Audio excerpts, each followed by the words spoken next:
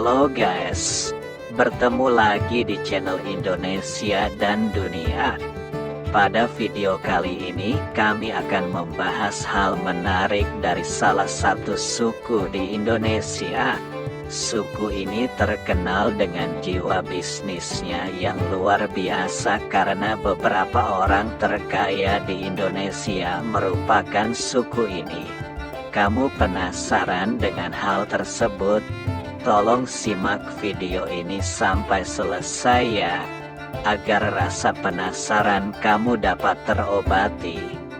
Jangan lupa like, comment, and subscribe channel ini ya, agar channel ini terus berkembang dan dapat terus memberikan informasi penting bagi kalian semua.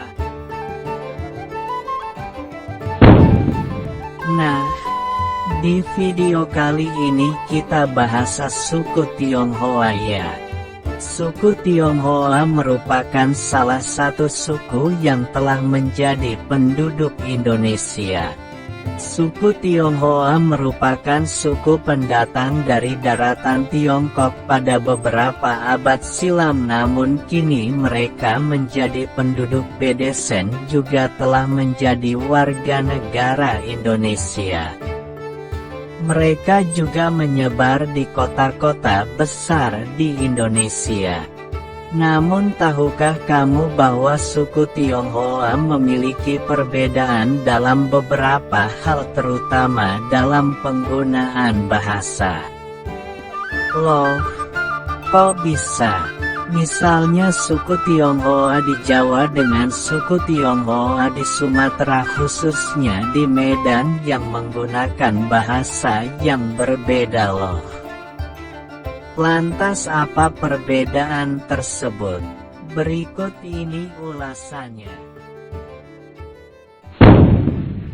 Suku Tionghoa di Jawa umumnya telah berasimilasi dengan masyarakat suku Jawa. Hal inilah yang menyebabkan mayoritas suku Tionghoa di Jawa fasih menggunakan bahasa Jawa.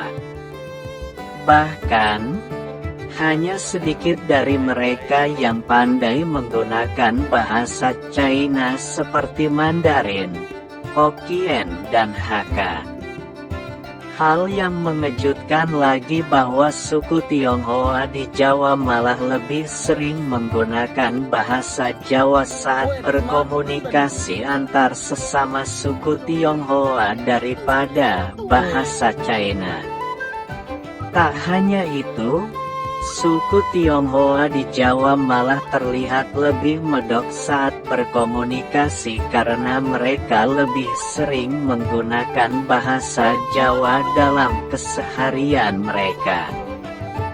Jikapun ada suku Tionghoa yang bisa berbahasa Mandarin, itu karena mereka mendapatkan pelajaran bahasa Mandarin di sekolah mereka dan bukan karena menggunakan bahasa Mandarin dalam keseharian mereka.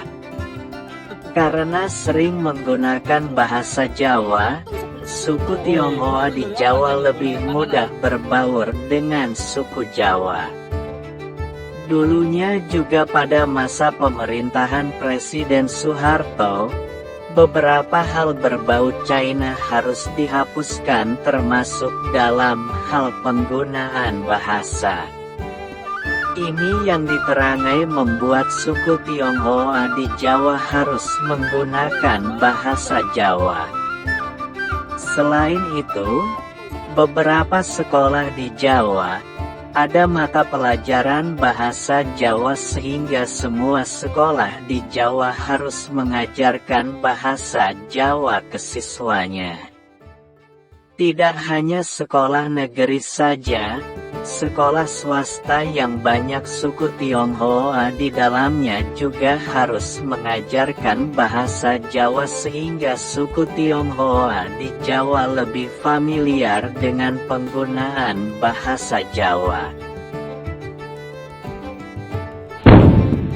Jika kamu datang ke Medan dan daerah Sumatera Utara lainnya, Kamu akan sering mendengar suku Tionghoa menggunakan bahasa Hokkien saat berkomunikasi antar sesama mereka.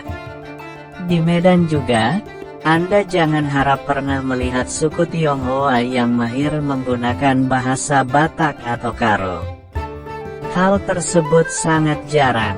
Umumnya suku Tionghoa di Medan lebih sulit berasimilasi jika dibandingkan dengan suku Tionghoa di Jawa. Salah satu sebabnya adalah karena suku Tionghoa di Medan pernah mengalami hal buruk pada saat kerusuhan tahun 1998 di mana mereka menjadi korban penjarahan oleh orang-orang tak bertanggung jawab. Saat Anda datang ke Medan, Anda juga akan melihat beberapa orang Tionghoa lebih sering bergaul dengan sesama suku Tionghoa dibandingkan dengan suku lainnya. Usut punya usut, suku Tionghoa di Medan sering menggunakan bahasa Hokkien agar lebih akrab dengan suku Tionghoa lainnya terutama saat mereka berbisnis. Hal ini dilakukan agar bisnis mereka lancar. Mayoritas suku Tionghoa di Medan merupakan pengusaha.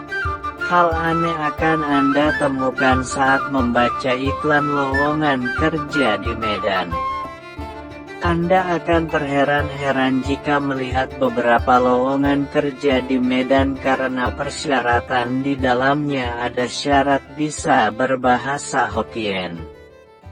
Syarat semacam ini sangat sulit Anda temukan di lowongan-lowongan kerja di Jawa.